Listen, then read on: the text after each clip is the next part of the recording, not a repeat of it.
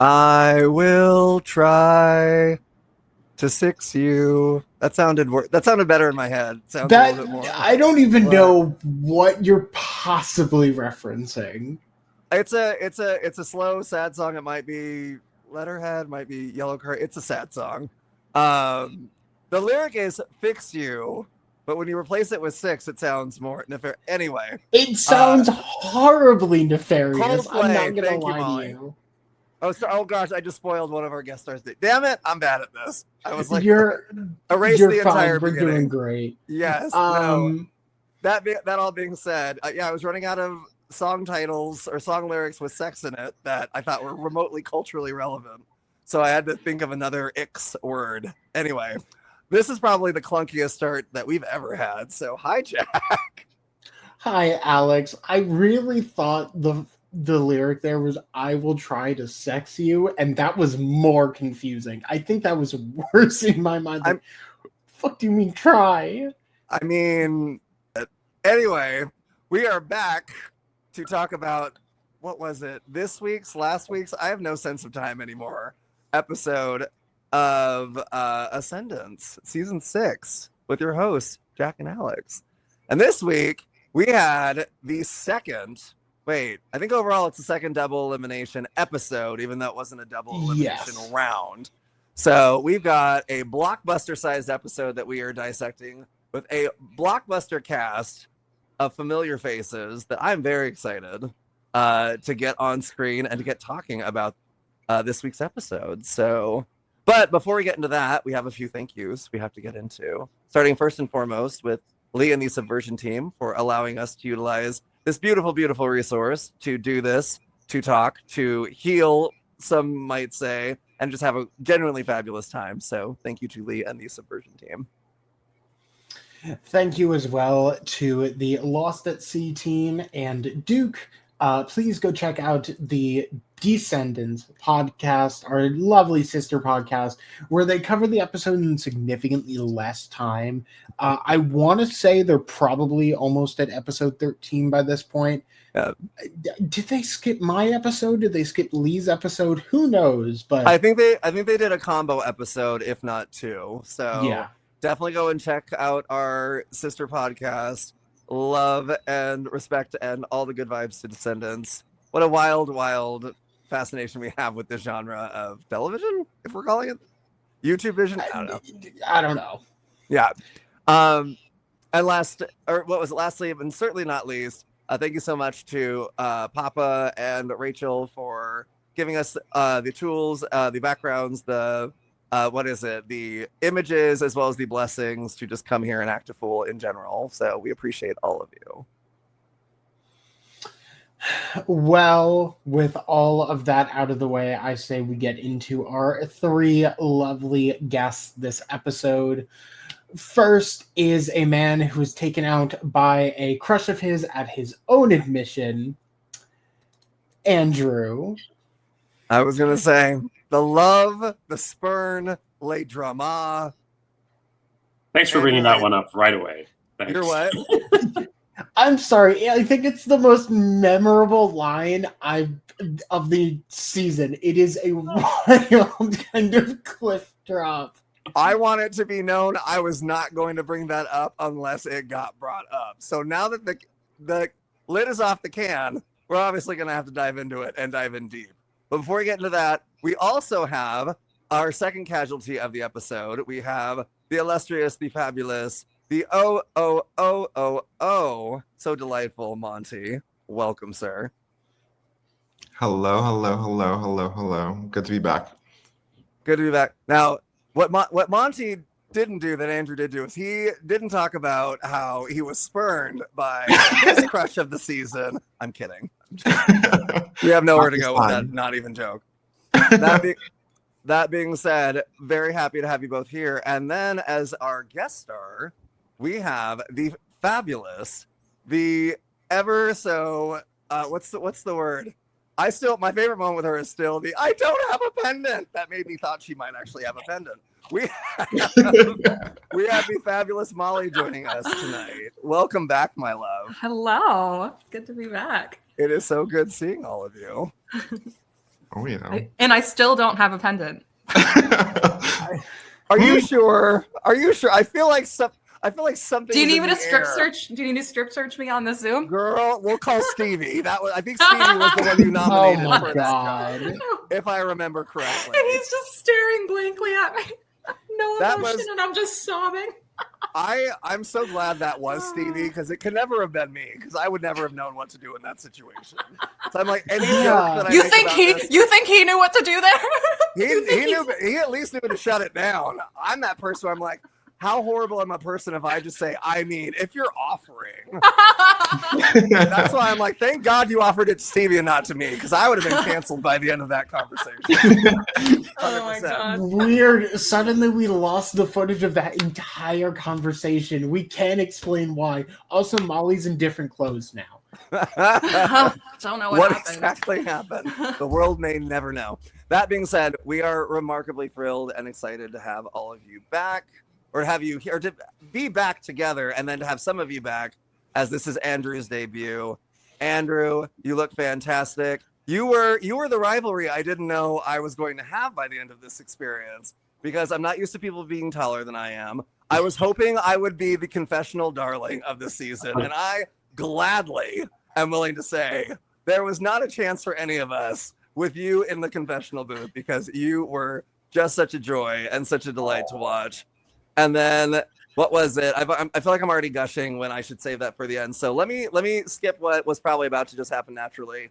So excited to have the three of you here. Let's go ahead and dive into the episode.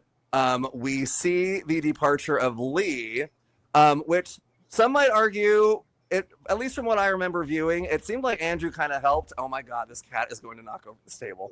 It seemed like Andrew kind of helped spearhead a lot of the momentum that eventually got Lee out. So once Lee is gone, Andrew, Monty, Molly, talk to us about how you're feeling about your position in the game, your thoughts on Lee's leaving. Let's get the ball rolling there while I go and contain one of these cats. So, as is the case with the penthouse to outhouse situation, I was feeling fantastic. I was in a 4-person alliance in a game of 7 people, and I thought, great, I'm going to be coasting to Final Four. And I should have known that's too good to be true.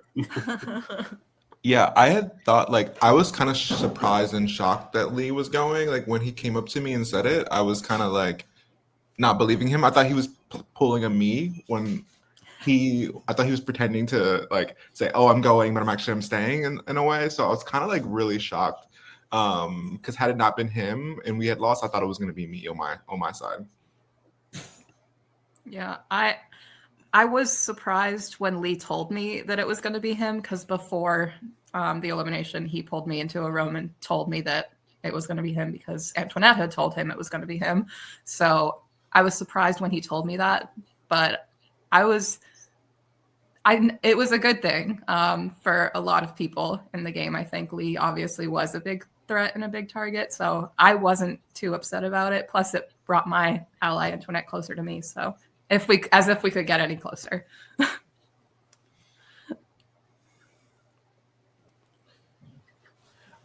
Alex, you are potentially muted. Oh my God. No, and you're good. Oh, when she said Antoinette and I couldn't get any closer, I was like, care to elaborate? But I'm sorry. we were very close the whole game. Hey, you Obviously. said, oh yeah, for sure. Appreciate that. So we see Lee's departure, and it definitely feels, at least at the time that I got out of the game, I don't want to speak for Jack. It definitely seemed like Lee had a very firm grip on the social and strategic capital of the game. So we do see the departure of Lee, and then we move into the next captain's challenge, whose name I trust Jack is going to have handy because he's the resourceful, prepared one of the two of us. I'm going to pretend like I wrote it down, and I'm going to pray that thing fast is right. Because if it isn't, I'm hallucinating. Well, I know it's the one with the letter tiles. It's We're Maddie. so prepared. Sorry. Oh yeah, fuck that challenge. Maddie won. Well, spoilers. Thank you. No, I'm kidding. Just kidding. So we do get the challenge where you're supposed to put letters together to make the longest point. Now, Jack, you and I didn't get to participate in this challenge. Where's your comfort level in a challenge like this? Because you are remarkably intelligent. But how is your spelling? This would have been a challenge I would have loved. This is easily a challenge that I can strategize well. Finding a bunch of words that already use like high value Q, X, J, Z letters, all of those are not a problem for me because I read a thesaurus for fun. So, I mean, this would have been a game where it's like, no, okay, as long as I don't spell something wrong by accident, I'm going to be fine. Yeah, ditto. That's exactly what I thought. And then I didn't win. And so. then Yeah. But I really wish with this challenge they would have shown us like what words everyone would have used. Like I can understand why they didn't, but I'm also just like, oh, I'm just curious because I'd like to think I don't think I would have beat Maddie or Sam. I feel like I might have been about mid placement wise because I love word games and I play them all the time. But I definitely don't think I would have pulled out the W on this one. I was gonna say it was when playing it. It was very like they would say it out loud, and in my head, I would be like, "Okay, I think this is a word," but nothing came to mind, and I just was like stumped. I was like, "What? Three syllables?" I'm like, Yeah, that was not my and challenge. nothing's coming out. Nothing's coming. Like, what's a syllable? Yeah, exactly. I'm trying to remember. Midway through the challenge, Maddie just spits out like, "Oh yeah, this is pretty easy for me because I have a master's." And I'm like, "Am I on an acid trip? Like, did he just say that?" What? So that's one of those. That's kind of a subtle flex. I kind of live for it. I know. Also, something I did not know. I didn't know that Maddie had a master's, or if that ever came up in conversation, I managed to retreat it to the recesses of my consciousness. So kudos to Maddie. I'm trying to remember. Did anyone in the circle here wind up misspelling the word they went out on? No, it was just low ass points for me. Okay. Yeah, it was a 3-syllable one. I don't know what I said, but I'm pretty sure I didn't spell it right. Yeah. See, that's just where I'm like, I'm so curious. I just want to know what it is. So I guess my next question would be for Andrew or Monty. Was there any level of do or die? I know that you had mentioned not was it outhouse to penthouse or the analogy that you gave, Andrew? Was there a certain level of I need to win this? I just pulled off helping get rid of a big player in the game. Where was your level of it's okay if I win it, or no, we need this one? I didn't necessarily feel that I needed to win. I just desperately wanted Sam to lose because this was the last round that he could go and bequeath or whatever term you want to use, the half pendant to me. So if this was the last chance, because it had been 6 rounds in a row that he was safe, and I'm like patiently waiting for him to lose, and it's just not happening. And then he does lose, and I'm like, yes! And that was my reaction. I think that was all of our reactions, and then it devolved from there. I was going to say things did not quite go as planned. Something you said just made me think of another question. Oh, when it did come down to Maddie and Sam as the last two, what are you thinking? What are your thoughts?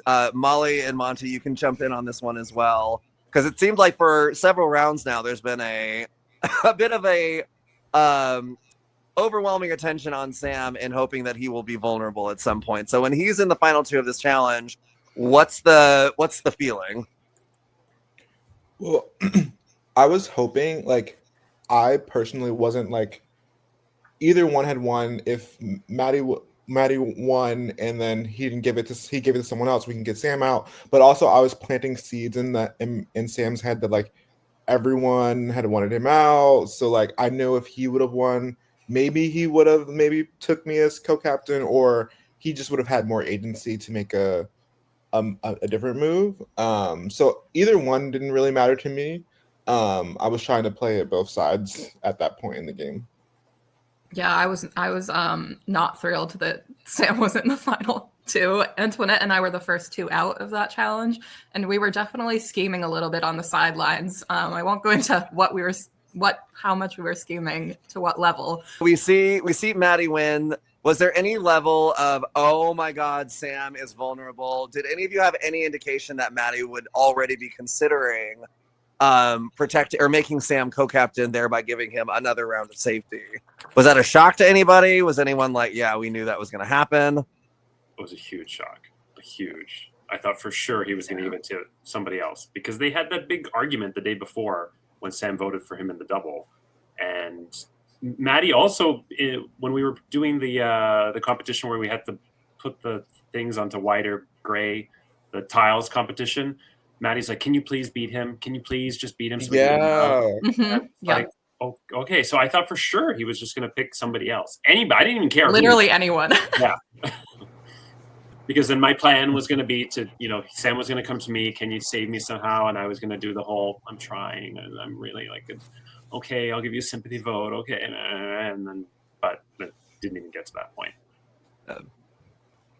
So Yeah. once it actually comes out that Maddie intends to save Sam, is there any level of, because I feel like when I watched the episode, I didn't see much of a, hey, so that's a thing you can do. I know, Monty, you kind of talked to Maddie about like, hey, I really think I'm in danger if you don't use it on me. Like, did anyone else kind of try and steer the co-captaincy in another direction? Or was it just kind of a, well, that's what he intends to do? Yeah, I mean, we had the tenants didn't really show up until like I think maybe an episode before, like maybe last episode. But like this is something that me and Maddie had created this like kind of plan ever since after day one, whatever round that was, of like we're just gonna keep renewing our lease and we're gonna look after each other. And like there was so many opportunities where like I didn't go against that. Like I could have easily voted Manny out in the when he was going to go, like so many times. And I thought like this was the round. I was like, I think I'm actually really in danger here. Like use it on me and like y'all can get Sam out. Like we can keep Sam. But like I think I'm in danger if you don't use it on me. So I was kind of really, really shocked. And that's kind of where everything I think went downhill from there. I was sorry to segue, but I was surprised watching it back that you were so convinced it was you when even to me being the one who went, even I knew it was me. Like I don't know. I was surprised that you were not like that you thought it was you. I was confused too that it was you. Like I'd said before, like I really thought, Molly and you were close. I didn't see a world in which like me and Molly had a riff of me voting her out in the round Stevie went. So like I just felt like it just would have made sense. Like yes, we were gaining trust, and I think at some point we're like, okay, we're better for each other's game at this moment. But I definitely think based on the game, how the game was going and how it went, like it would have probably made more sense for them to get rid of me because I did something to Molly versus like you had been very honest with them. So I had no reason to believe it was going to be you going here. That definitely makes sense how you said that, because theoretically that would be something that you would think about, and it would make sense because the thought had crossed my mind. Obviously, I would have rather Andrew stayed, but God, it's such a blur. It is difficult when you see certain things back and you're like, I clearly said it because it's directly in front of me and I'm watching it, but I don't quite remember it like that. But no, I'm glad that you brought that up, Monty, because that actually was my next question. Like, were you saying that you thought you were in danger, or was this just I don't know what's about to happen, so I just want this person to be under the impression that I think I'm in danger, so hopefully they'll protect me, or just to keep it off of Sam? Like, could have been the third option as well. No, in the previous round, like that's why I was so upset that Lee was going, because I'd asked Lee, I was like, can you throw it on our favor? Because I was with the voting, who would have been eligible to vote last round was Reynolds, Molly, and me. Like we were the only options if we had lost.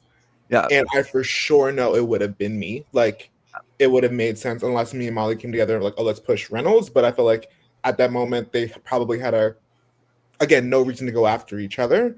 Right. So I thought like going into this round, that's why I was so shocked when we won the last challenge. Going into this round, I was like, okay, if I'm ever in that position again, it's likely going to be me. So like, I thought going to Maddie was probably the smartest choice, and begging him for a co-captain would have probably like showed at least that he trusted me. And when he didn't, it kind of like, all right, I now know where I stand. with him. And again, even in going into that elimination challenge, the comp before, of like the flipping the squares, he was so much like, "Can you guys win? Can you, like every time, let's go! Like you guys need to win. You guys need to win. We need to get Sam out." So I was completely shook when he decided to the next round to give him co-captain. It does seem like, at least through everything, Maddie made kind of a game time decision of like, hey, we're like so deep into the individual stage that Sam can't do anything that would massively shift the public perception of him to the point where it's like, I can take Sam and it's not going to be an issue. I'll essentially just be seat filling and he can win any sort of physical challenge as long as I can win a mental. I'm perfectly good. Which I also want to point out, apparently Diet Coke gives Maddie superpowers, because where the hell was all of this energy quite literally like a couple hours ago? Diet Coke. But yeah, no, it is a very interesting switch up from, oh, Maddie and Sam are currently like really going at it and they are like diehard enemies, to, oh, no, they're actually working together. Like, that's why at least in the VOD, when we saw all of this and the next round play out, we were like, wait, was this intentional between the two of them? Like, that, a lot of us thought like, oh, we were being played by them. They had this massive alliance behind our back and they were just like doing this for the drama of it. When no, it genuinely just was like a complete enemies to allies relationship. Yeah. It's definitely interesting to watch, especially, the games are layered. People sometimes know each other coming in. Sometimes they know each other coming in on great terms. Sometimes they know each other not coming in on great terms. Sometimes people don't know anyone. But it is very fascinating to see, and how it can kind of shape your perceptions of dynamics when it's like, oh, they did know each other. Oh, Sam voted for Maddie, and now Maddie's pissed at Sam, but now they're protecting each other. Was Maddie mad at Sam? Is this a charade? And that's where my brain started going as a juror. I'm starting to think we all got played, like Danielle Reyes, Jason Guy level played. So I kind of lived and breathed for it, but it definitely was interesting once I heard that was going on. So we go into the what do you call it? Why am I blanking? We go into the discussion portion before the vote, and almost immediately we are shown that Reynolds finds a pendant. Which, what was it? I don't know. I'm assuming for Andrew, Molly, and Antoinette, Andrew, Molly, you can confirm or deny. It seems like y'all found out exactly how we as the audience saw it, where he just poked his head in a room and just said good luck and then walked away. Yeah. Walk us through that moment. Yeah, so when Maddie said that he was going to save Sam, my thought was, okay, fine, we'll just get Reynolds. Who cares? And then Reynolds did that. Reynolds came in and a little bit of it was showed. There was an awkward conversation with Reynolds, Molly, myself, and Antoinette, because I kind of figured, and I think the two girls figured as well, that Reynolds was going, but we had to just pretend and play along. I probably should have left the room at that point, and I remember thinking maybe I should leave, but I stayed, and Reynolds left first, which is when he probably found the pendant. But then when he came back and did that, that was the first moment of panic, because now the three people who I want to vote are all safe, well, allegedly. And now I'm in trouble because now it's the three people I feel closest to who are in danger, plus myself. And then the real mistake happened. The one thing, you're not supposed to regret anything, but if I regret anything, it's Maddie comes in, we tell him, hey, Reynolds found a pendant, and Maddie's like, great, so let's just flush it. And I don't know why the light bulb didn't go off in my head of let's make Reynolds feel comfortable, because there's no way that pendant was there for days. That was planted while we were doing the Scrabble, because it was in an obvious spot. So He just found it. There's no way it's eligible for just the one round. It's probably for this round and the next one. So we make him feel safe, say a decoy name, and he doesn't play it. And the four of us, Monty happened to not be in the room, but Molly, Antoinette, myself, and Maddie, vote Reynolds. That was probably the way we could have all gotten out of that. But hindsight is 2020, and yeah, you 100%. I understand the sentiment of no regrets, but I'm also a firm believer in maybe I could have lasted one more round if I had just grabbed the advantage that was right in front of me when Derek got it. Ugh. I just didn't do it because I was scared of everyone seeing me grab it and recreating a Molly has a pendant situation for myself that everyone knows about. So I regret the hell out of not grabbing that thing. That being said, no, it was interesting watching the episode because obviously Jack and I were already out. I'm sitting here going, okay, Maddie said it initially. So I'm like, that is where my brain would have gone, like flush the idol. And then it's one of those, unless you think that you're on Reynolds' radar of someone to get rid of, that's the only reason to not flush an idol. Because it's one of those, get rid of that thing, especially if you use a threat. So I'm sitting here going, okay, am I misremembering the elimination order? Because I feel like this is not when Reynolds goes. So it was interesting. It was interesting watching that. And I think to land the plane, was it just we didn't think of it? Was it just no, there's too likely a chance? Or did multiple people think they were Reynolds' target? Why was there not more momentum on that idea? I think for me, it was like a lot of being sleep deprived the night before. Like, girl, literally, like it's it real. Changed, I think, everything that day and how everyone was coming into it. Because, like, I think it was more like safety. Like, everyone was trying to protect themselves to be safe, and like no one was really, really thinking and like communicating well. Like, it was a really bad time. Even to like fast forward during the elimination, like he showed me the paper and I read it was a conditional pendant of power. Like, I could have easily like said, oh, this is a conditional pendant, so now we can all vote him out and no one's gonna play it on him right now in this moment. Literally in my head, I play that in my head of like, this is where you fuck up and be like, you actually read it and you're like, oh shit, you have to play it for someone else. Like, let's easily just vote. Let's all come together. When Papa's like, does anyone have anything to say before we go to the vote? Easily could have been like, okay, let's vote Reynolds out. It's a pendant of conditional pendant. Like, would have probably, changed the game in some way. Because no one at that point would have probably played it for him unless it was maybe a Sam or Maddie that had Right. it. I mean, unfortunately, I'm near confident that Reynolds just looks at Sam, goes, and Sam just turns around and goes, and that's it. Yeah. Which is ironic because we do see. I don't know, because Sam gave Reynolds the half pendant, then asked for it back, and Reynolds said no. Fair, yeah. Sam being like, oh yeah, Right, and I was getting ready to point that out. Jack's point is being ironic because of what we see happen, which is what you're describing, Andrew. But let's hypothetically throw out the idea that the half pendants of it all doesn't happen. Does Sam still, or does Reynolds? I'm sorry. Does Sam still not use the conditional pendant on Reynolds in that case? Had Reynolds not done that? We're getting into hypotheticals. We don't have to dive that deep into it, but it's an interesting question.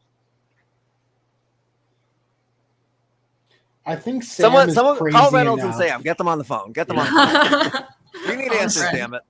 Hello, Sam is crazy enough to be like, yeah, so I'm a target and Reynolds is a target.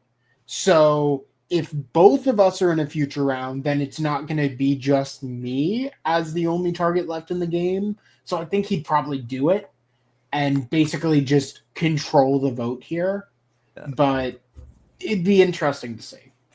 Yeah, it would have been interesting because when Sam gives the half pendant to Reynolds, they immediately hop to his confessional, basically saying, I think it's a good idea. And I'm sitting in my mind going, they must have just decided that the confessional of why he thinks it's a good idea was too lengthy or not interesting enough. Because I was sitting there going, how does that benefit Sam? And I'm sure if he were here, I'm sure he would explain it and articulate it. And I'm sure it would make sense. Sam is a smart person. But I was just watching it going, put the dunce cap on me because I'm struggling. I'm looking at the image, but it's not coming together in the least. So I did struggle there. we're potentially jumping ahead, which is what we do best here. Andrew, when you find out that your name is on the line, you bring it up to Sam that you have the half pendant. And I don't know what the timeline was. It seems like it's literal minutes after he thrusts his half pendant onto Reynolds. And your reaction, I think, was pretty much the reaction of America, or the portion of America that watches. When you fell onto that bed, I was like, oh my goodness. It was event television for all the most heartbreaking reasons possible. Because what a moment to just be like, y'all thought you had me. I got a pendant.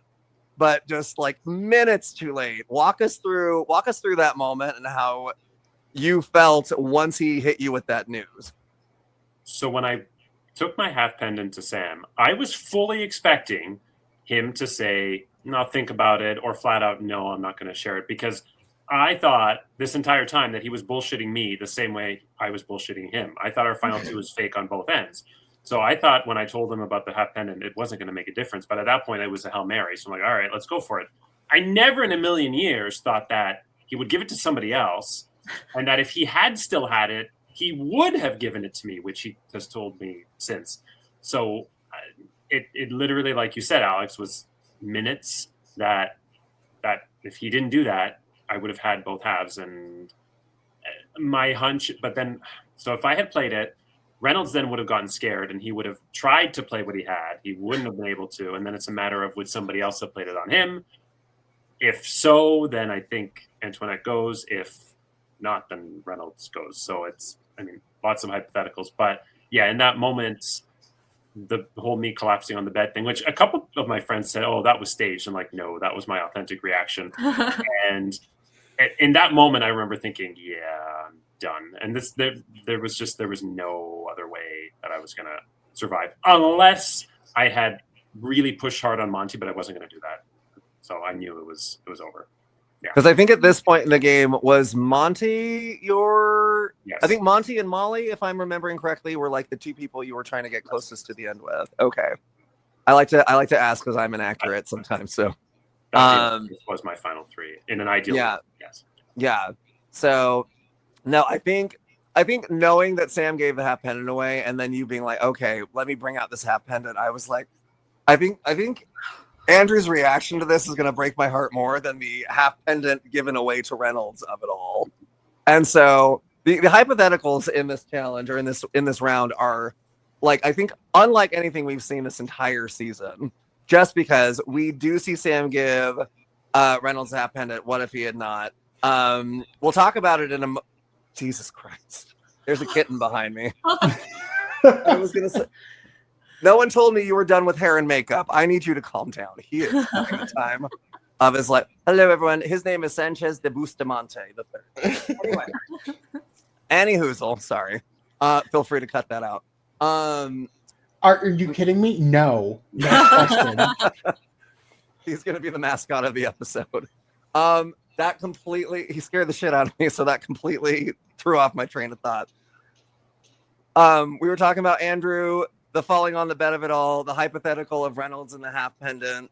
And then we do see, it might be too early to hop into it, because we do see Andrew saying, well, if none of the people I can vote for, none of the people I want to vote for are eligible, I got to look at the people I don't want to vote for. And the name that comes up is Antoinette for you.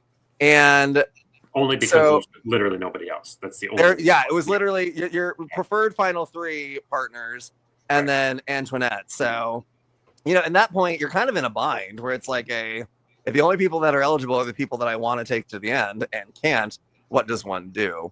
So I think from a storyline structure, and maybe the three of you can kind of help close some of the gaps for me. It seemed like Andrew threw out Antoinette, and then almost immediately it felt like there was a significant amount of momentum for Andrew. Was it purely because of the throwing out Antoinette's name? Was Andrew already someone that y'all were thinking of potentially voting for? Like, help walk me through that one. I wasn't in a position of power in that round, and I think it was easily going to be me. It could have been easily me, and I wasn't in a position of my other ally. I know Antoinette and Molly were together. me and Reynolds had just been working on a relationship with Lee. Maddie wasn't going to use the give me co-captain. So like all the people, I was like, no one is listening to me at this point, so I have no power. So I'm at the hands of whatever anyone wants to do at this moment in time. Yeah. So it didn't seem. I really don't know why Reynolds didn't do Antoinette. It felt like every one-on-one conversation I was having, it was like Andrew. Andrew has to be the name here, and no one was making sense to me. Yeah. I'm struggling to fully remember exactly how Andrew was the name that. I mean, probably him saying Antoinette's name didn't help. But I really, really, really didn't want to do Andrew. I did not want to go, and I mean, as you saw in the episode, I was a fucking mess again. But I was like, I don't know what else is gonna be pushed that I would be okay with, because Sam's getting co-captain, Maddie's giving Sam co-captain, Reynolds potentially has the pendant. Like, we all thought it was a real one that he could just play for himself, so it was just a lot. So here's something, because we haven't really had a lot of individual rounds, and I guess we can talk as in-depth or briefly on this one. This is the first one. As I was saying it, I was like, am I jumping ahead? I couldn't remember if it was this round or the round before.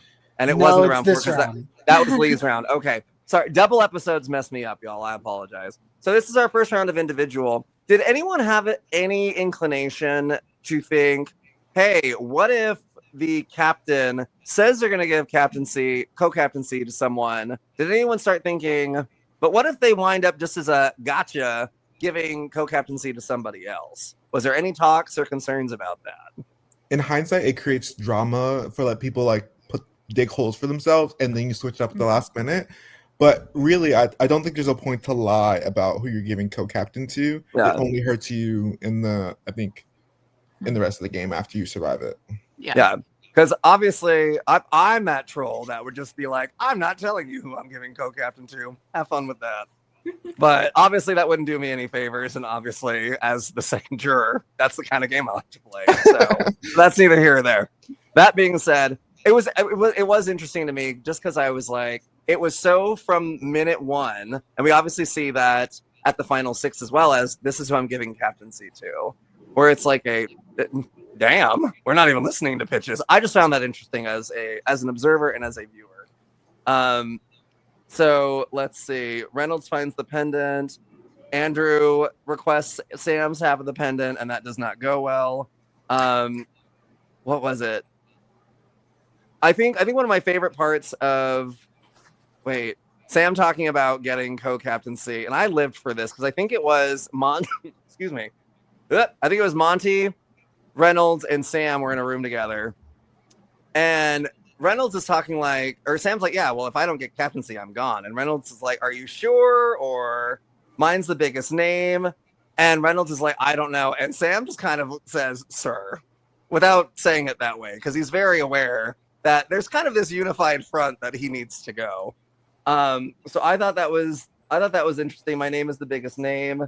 And I think at that point, you and Monty and Reynolds just kind of.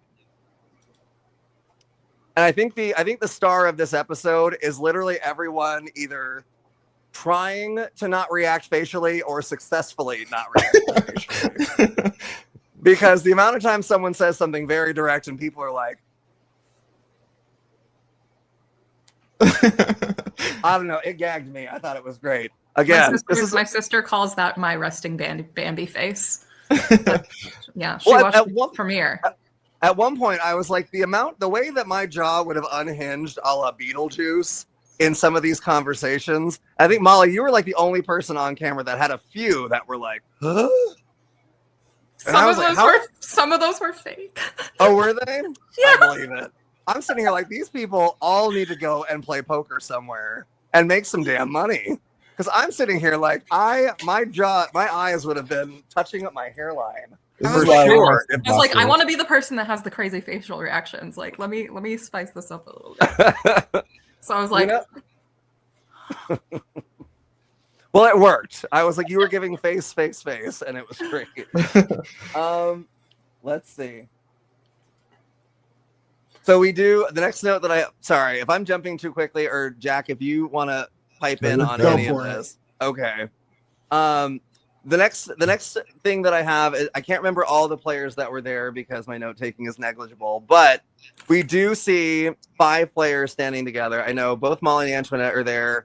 It was Andrew, Reynolds, and I want to say Monty, if not Maddie. Yes. And Reynolds announces to the group that Andrew threw out Antoinette's name, and I guess for me, This Andrew right here. That's what I was gonna say. No, don't you remember? I came back into the game in a second battle back, and I rechristened myself Andrew too. That was me that did it, but for whatever reason, what was it? The taller of the two of us took the ball for it. I don't know why. So Andrew, in that moment, Reynolds basically exposes that you had thrown out Antoinette's name. How closely? It seemed like everyone's kind of cagey and like, oh, I'm working with you. I'm working with you. I'm working with you. Like, was that like a particularly large dig or betrayal, or how close were you? Obviously, you weren't trying to take Reynolds to the end, but was it like a real feeling of betrayal, or oh crap, he got me? Or because in that moment, again, your face is just, and usually I'm that person who's like, no, I didn't, Reynolds. Why would you make up something like that? Why are you kind of trying to cause drama? There wasn't much of a Antoinette, I did not in that moment. So walk us through that. Yeah, even though Reynolds and I did not have each other in our own end games, we were playing together for a good chunk of the game. And I think we kind of, obviously it's unsaid, but I think we both kind of knew that one of us was going to strike at the other first. So I wasn't so surprised that he did it. I was more surprised that he did it like so brazenly in front of everyone, but good for him. That's the game. And I was also kind of in a state of shock because, yes, I said Antoinette's name, but I never in a million years thought that it would just come back. So it was quick. Like it came back like within 5 minutes, it was back. And I was like, oh, great.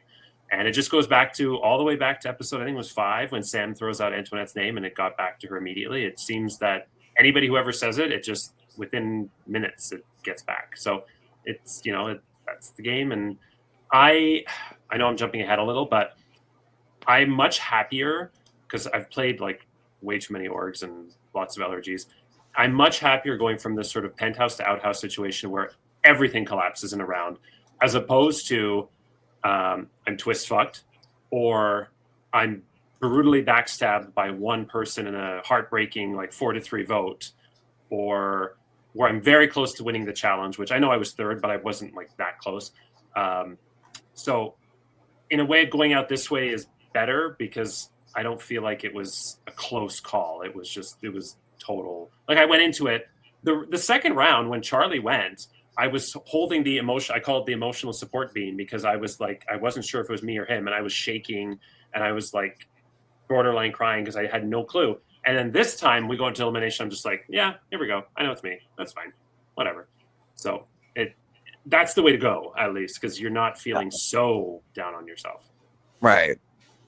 No, there's something to be said for that. And I know I obviously can't speak for anyone or for everyone on this. But yeah, there is, especially when you're days into the game, there is almost an element of, man, I don't want to go, but getting voted out is not the worst thing that can happen to me in this moment. So there's almost a relief and almost a release when it does finally shake down that way.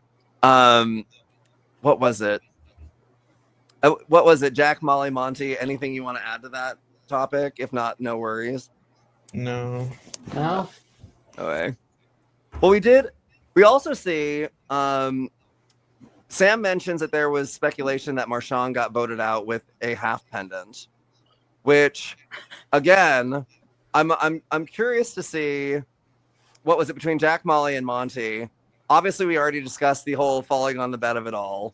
I feel like but hearing that was kind of oh wow, I don't even recall that being in the air, that was something that had happened. And then the added layer of Sam giving the pendant away, to the added layer of because he thought the half pendant was out, to the added layer of Andrew perpetuating that's how it went down. Like, as an observer, did Molly and Monty specifically, did y'all know that was on the table? Or Jack, did you know that as well? Because I had no idea that was even Mm-mm. on the table. So I didn't know that the idea of Marshawn having it. I didn't even know the person I was sleeping next to had a half pendant the whole time after I had shared the 3 powers I had with him. And then I didn't even, I literally, I can say this again, like I didn't know he had a half pendant until like in the episode, people were talking about it. But in my brain, I'm like such on survival mode here. I didn't even know it was conversation because even up until elimination, he not to go forward, but like Andrew's exit speech is like, I'm gonna give this to one person. Two people, one person might be mad at me. I'm thinking like he's gonna give me the half pendant, and because I'm the one who didn't vote him out, and I was willing to go to like whatever. So I was kind of shook. I was like, oh, I didn't even know he had a half pendant. I was so confused, so confused. Wait, Okay, you didn't so know he let's- had it before elimination? No. I literally found out. I was like, I'm reading Reynolds' thing in the back, and it says conditional, and I'm like, oh shit, it's conditional. Do I say something now so then we can vote out Reynolds? And then I'm not sure where I know I wasn't willing to vote out Antoinette, so I was like, damn, I was like, I'm not willing to vote out Andrew, so I guess I'll vote out Antoinette, and I don't know. It just was a mind fuck of information coming out at the very last minute. It was. There's a lot to unpack here. So reason why I was between Monty and Molly for who to bequeath it to, and the only reason I didn't do Monty was because I thought he was in cahoots with Reynolds, and because it got back to Antoinette so quickly that I said her name, I thought he told Reynolds with the intention of throwing me under the bus. I was wrong in thinking that. He's told Reynolds Antoinette to try to help both of us to try and get Antoinette out. But because it was so quick, I thought Monty was in cahoots with Reynolds. And I'm like, well, I don't want Reynolds to get anywhere near it, so I'm not giving it to Monty. And then, whoops. So then I end up giving it to Molly, and it ends up in Reynolds' hands anyway. Well, that's okay. At least it got to somebody. I hate when powers go out and they're just either not played or they go home with the person. Like, at least it got played by somebody. Yeah. And then, what's the other thing? So what I really enjoy about these 2 podcasts is the 2 of you, Jack and Alex, for weeks now said, I really like the fact that Andrew's not telling anybody. He's trying to get it from Sam. That's great strategy. And then I watched Lost at Sea where Scott is like, he should have told Sam. This is a really bad strategy. And of course, and then Duke goes like, yeah, he sucks. And then, but I love them both. But it's just funny how there's the 2 opposite opinions. And I still say, statistically speaking, 99% of the time, if you find a power, it's still better to tell no one than to tell anyone, because if you tell anyone, it is likely that everyone will know. This was the 1%. Sure. This time I should have told Sam or anybody, but specifically Sam, I should have told when I had it. This was the 1%, but statistically, I think I made the right call. I think so too. Plus, Monty, I love you, and you are my ride or die, and I know I was yours, I think. Well, one of your ride or dies too. But if I told you early on that I had the half pendant, somehow along the way, either on purpose or by accident, you would have told somebody. There's no way you would have gone the 3 days without telling anybody that I had it. It would have. Somebody would have found out. Monty, care to weigh in? Yeah, I would say like yes, he's right. I think at some point it would have came out. But I think I'm not mad he didn't tell me about it. Like I just wish like in that like information was out there. I wish I would have known sooner, just to go in like into the day and being like, okay, this is the last day we can play anything. Like let's do something here. I don't really hold it against you. Like you play your game, and I think you did like what you needed to do. So I'm not mad at that at all. I would have still worked with you regardless if you had played it successfully. Did not matter to me.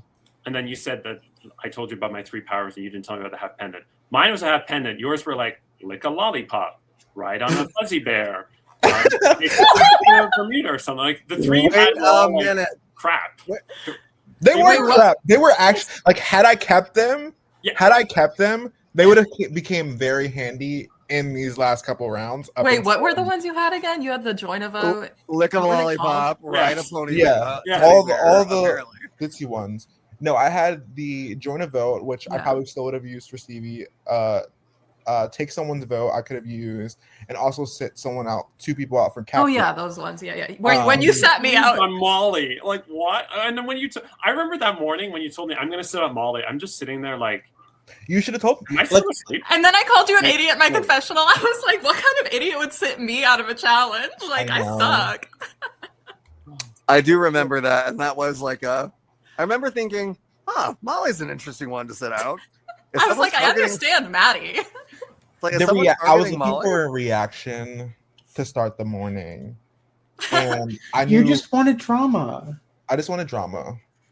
I loved it. I didn't have to run up and down the hill. I mean, I didn't either. So True, you walked. Monty was like running his for people who have time, yeah, and I don't. It's so brilliant. I'm sorry, this is so cool. I'm sorry, so funny. No, I'm a firm believer too, Andrew. I'm just thinking about everyone running up and down that hill, and now I can't focus on. I'm anything thinking else. about one person in particular running up and down. I'm not going to say it because I feel like it's borderline bullying if I say their name, but I'm thinking of the same person. I That mean, being said, Yeah, people who unfortunately. fall up the hill or fall in general have won. So I mean, maybe next time I get a chance, I need to do a little running fall. up that hill, or Yeah. falling down that slope. Anyway, I'm going to hell. God dang it. No, to Andrew's original point, Love cut you, all of this. Avery. Cut all of this. Cut all of this. No. No, what is it, Andrew? To Andrew's point, I'm a firm believer in something being smart or stupid. It's really in the eye of the beholder, and I really think it's in the eye of how it works out for you.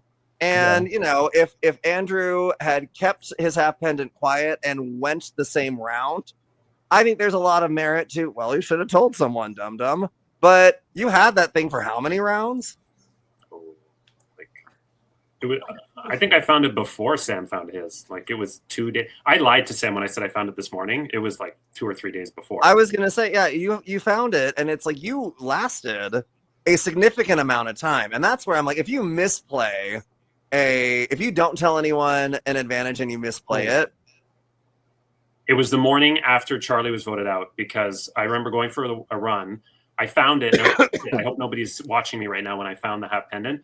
The only person I saw in my 360 or whatever the hell it's called was Charlie and Vaughn sitting on the porch. I'm like, well, okay, I guess that's okay. He knows. And that was, So that's so funny because that's the same day I found all 3 of mine.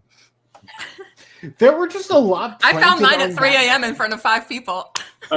Girl, I I'm found mine still- in front of one person, and she did not stop talking. I am still looking for advantages in the Ascendance game right now. I'm still yet to find one. So funny. But Andrew, yeah, if I you- think if you, sorry, You're good.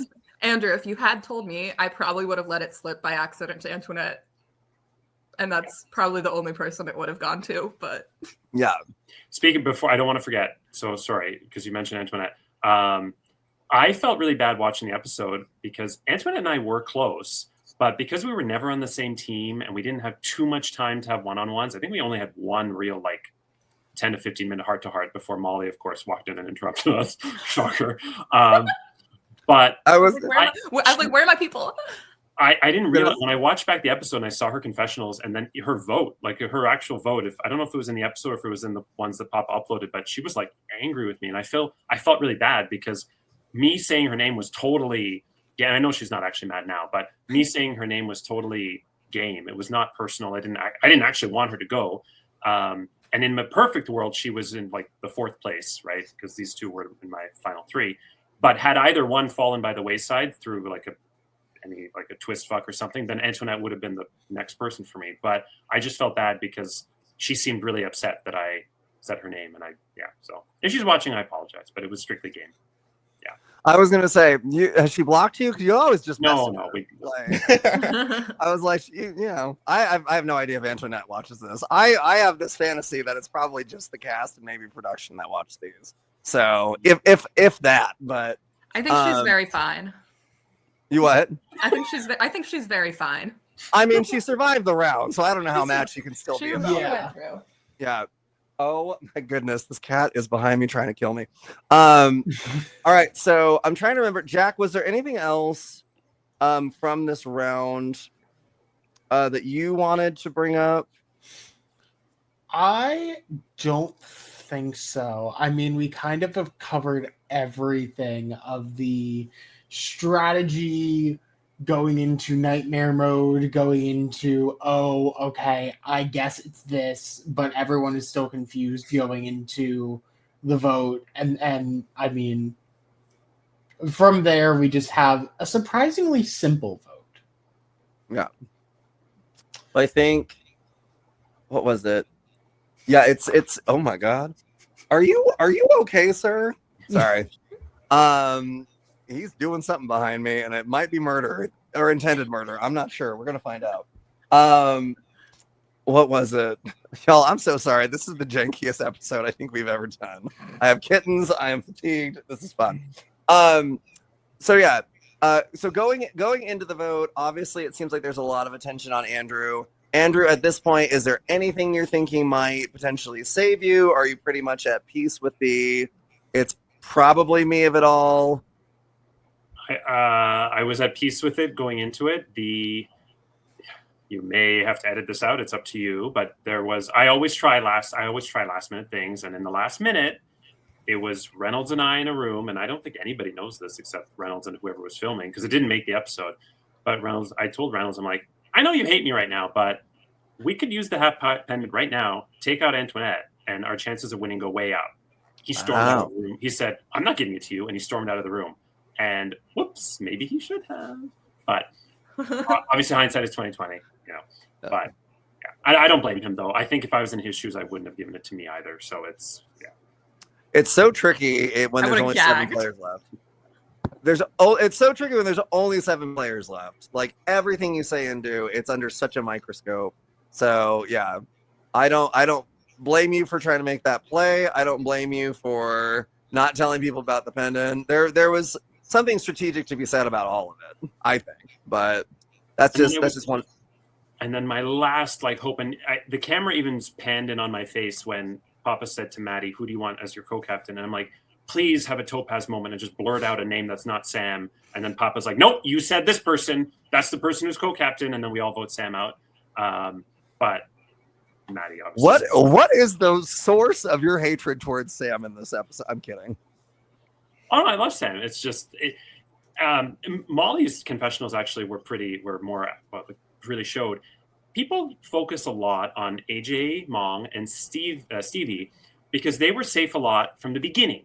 But I love AJ. Stevie was only safe 7 rounds. We are now at the point where because I'm not going to spoil, Monty's episode, which is where Monty left, at that point, Sam has been safe 8 rounds in a row, either by winning captain, being granted co-captain, or being on the team that's safe. 8 rounds in a row. So he's now beyond Stevie. We were so hell-bent on Stevie winning a lot, but it seemed to at this point that, we kind of forgot. But I was also a little bit frustrated, and it's not Sam's fault, that I truly believe, no offense, Sam, if you're watching, that from the time Sam put the half pendant on, if he had lost any one of those challenges in those 2 days, he would have gone unanimously. I don't think there was any hope in hell. So I was so close to getting that half. And I was my plan, if he did give me the other half, sorry, Monty, was I still wasn't telling anybody, and I was playing it the following round just to, that's like a, as you should if you had the full one. Yeah. Scandalo. I love it. I love that. It's the again, this is just the episode of the woulda, coulda, shouldas, and there's so many. And it's still great how, not great in the fact that you got voted out, Andrew, but it's still great just in the narrative. It's just, these games are so wild, and it's so in the moment, and there's so many things going on, and you have to consider so many intentions, so many strategies, so many ways that people want to protect themselves and who they're willing to cut and all that stuff. And you're also doing this on a remarkable lack of significant sleep. So, I don't fault it. So we go into the vote. Do we have a graphic for that one? We certainly do. Yay! Thank you, Rachel. or Papa. So we do see Monty throw a vote on Antoinette. And Monty, you had mentioned talk to us about your intentions on throwing the Antoinette vote for those who may not remember. I think I was reeling on the fact that the pendant that Reynolds had was conditional, but the way he's been like he up until that point, he believes it wasn't conditional. He believed that it was like it could be used on him. And I was in my head, I was like, I read conditional, but I don't have time to like piecemeal this together. And I was like, I'm not voting out Andrew. There's no world in which I vote out Andrew here. So do I vote Reynolds or do I vote Antoinette? Like, not really sure. So I was going in like it's maybe going to be me. If like a thing gets played, maybe there's a vote on me, and then we tie it, and then we go to a revote, and maybe I can talk myself out of like a revote if that's the case. Yeah, and I very much no disrespect to Reynolds, but the juicy bit of television, because it sounds like Reynolds may not have been fully aware it was conditional. No, he wasn't aware literally until the next round. Yeah, he wasn't at all. And I'm that person just thinking, oh my heavens, can you imagine the television? No disrespect, Reynolds. Had he played it and been told, that's cute, Girl, no. but it's not how you play this pendant. I imagine the amount of jaws on the floor had that happen. Anyway, coulda, woulda, but sadly, he showed it to me because he was like, "Should I play it?" And I was like, "I don't think you need to play it." I was gonna say like, so we missed out on great television. Sorry, go ahead, Jack. Yeah, because of me. It Sorry. was so ballsy for him to not play it. He was like, I've successfully flashed this thing the whole time. Everyone thinks I'm about to play it on myself. Anyway, I'm going to secure my own safety at Final 6 as well. I just played this really smart. Like, Reynolds absolutely played the game right. And Andrew, you were the only one to actually call him on this bluff. In that I told him it was like, good job, right? Is that what you mean? That and also vote for him. Oh, yeah. My vote was kind of, it was a waste because I knew I was going, but I stayed loyal to C2D2 and I figured why not just vote for Reynolds. It really didn't matter. But you're right that Reynolds not playing, or he couldn't have, but not playing what he thought was a pendant was brilliant on his end. It was the right call. Yeah. It's interesting because I think, and again, take it as the opinion of someone who was the second juror. So what do I know? I think a split second someone becomes more and more vocal about playing an advantage or an idol, my brain goes to, no, they're not. And I think it's probably felt that way more so because of the newer age of Survivor, because you see it all the time. Where it's like, playing it. And I'm just like, okay, are you saying this because you're trying to convince me or yourself? Because I'm confused. So at that point, I'm like, oh man. But I've been in that position where it's like, if they play it, I could very easily be the person that goes. So do I risk it for the biscuit, or do we just throw the votes on someone else? And I feel like more often than not, in my experience, and that's the big asterisk on this, in my experience, I find that most people tend to make it more vocal when they have zero intention of using it. So, but that was interesting. And I know, what was it? I always love the face when you're kind of everyone's looking at the person like, are they going to play it? Are they going to play it? And they just sit there and go, we're good. So we do sadly see the elimination of arguably the greatest confessionalist that we've had in any season of Ascendance. Ascendance Live. I've missed 2 of them, so the jury's still out for me. But I'm like, you're easily my nominee. 100%. And then Andrew, your departure and your message to your mom and your belated father, I thought was so lovely and so sweet. And I loved that you got to share that not only, with the show, but also with the cast and everything like that. So I just thought that was so wonderful. And I know you don't need anyone to say it, but your game was so fun to watch unfold, because I think a number of us didn't quite get to see quite how the strategic wheels were spinning. We knew they were spinning, but maybe not entirely how. And so I love that you're here. It's a bummer to see you go out because you were so fun to watch, specifically on Ascendance. It was almost like the show within the show I was a part of was, what's Andrew doing this round? Or whose laugh is Andrew going to imitate in his confessionals this week? Because I'm sorry that the Ken, yeah. I oh like god, eggs. Mhm. we love Ken. We don't tease, but I do want that as my text tone. I do want Andrew's Ken laugh as my text tone because it brought me so much joy. Okay, before we go on to Monty, sorry, Yes. like Monty's episode or Monty's, half of the episode. There's 3 really funny things I want to say, funny stories. I'm going to try and make them brief because, if Alex had a parrot, the parrot would say, in the interest of time, which you haven't said this episode yet. I'm actually shocked. We've been over an hour and you haven't said it once. I was like, and I was just complimenting you, and you were already talking shit. Sorry. Damn it, Andrew. Sorry.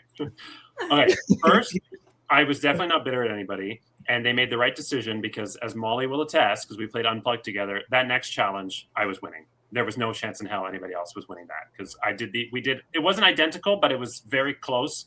And I think I was out there with somebody who shall remain nameless for like 2 hours while everybody was inside. And then the final 4, we can't talk about it. The final 4 challenge I would have won too. But anyway, the second thing I wanted to say was crap. Okay, I'll go to the third one and maybe I'll remember the second. The third one, Lee mentioned last week. Sorry to bring this up. Now, when he went to VOV, he wanted to sleep in your room and you said no. Now, I don't know if you remember this, but I went upstairs. You were laying in bed in your room, and I didn't want to blatantly ask you. I didn't, because I thought that's kind of rude to put you on the spot. So I'm just like, oh, wow, this is a nice room. And your response was, yeah, it's great. And then I said, I wonder where I'm going to sleep tonight. And you were like, well, Sedona and Veronica, I think, have an extra spot in that room, or there's an extra spot in that room over there. And I was like, okay, I got the message. So, and in the end, it didn't matter because when Monty came after, with one of the rooms downstairs was cleared.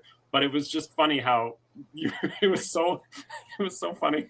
No, by that time, Jack had already claimed the other half of the bed. Jack, keep me accurate. Yes. Keep me honest. No. By the time Andrew comes to the VOB, I've been there for like probably 4 or 5 hours at that point. So I think I've at least grabbed the bed, but I'm not 100%. God, balloons! They're attacking. Sorry. But Lee tried, didn't he? Because Lee came. Lee tried. Well, Lee tried.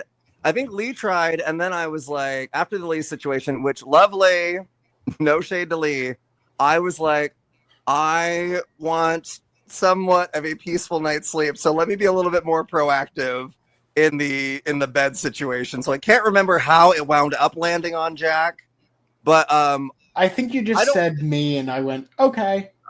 I think at that point I was like, oh, Jack, have you claimed a bed?